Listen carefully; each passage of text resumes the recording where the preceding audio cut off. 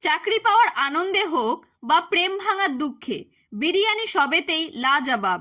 North কলকাতায় যারা থাকেন তাদের কাছে আমিনিয়া বা আরসালানের পাশাপাশি আরও দুটো নাম খুব বিখ্যাত, দাদা বৌদির বিরিয়ানি আর দিবাপি।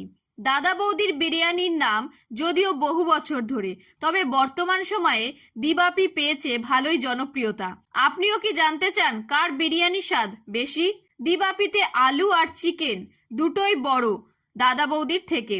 তবে বিরিয়ানি মুখে দিতেই সব বদলে গেল। দেখা গেল দিবাপির বিরিয়ানিতে চিকেন শক্ত, এদিকে চিকেন সেদ্ধ হয়ে তুলতুলে দাদা বৌদিতে, যেন মুখে দিলেই গলে যাবে। অর্থাৎ এক্ষেত্রে কার্যকর হবে না পেহলে দর্শনদারি ফির গুণ বিচারি। তবে দাদা বৌদির বিরিয়ানির দোকানের ভক্তরা কিন্তু বেজায় চটেছেন। একজন লিখেছেন, আমি অনেক দিবাপির বিরিয়ানি খেয়েছি, কই এত বড় চিকেনের পিস তো দেয়নি।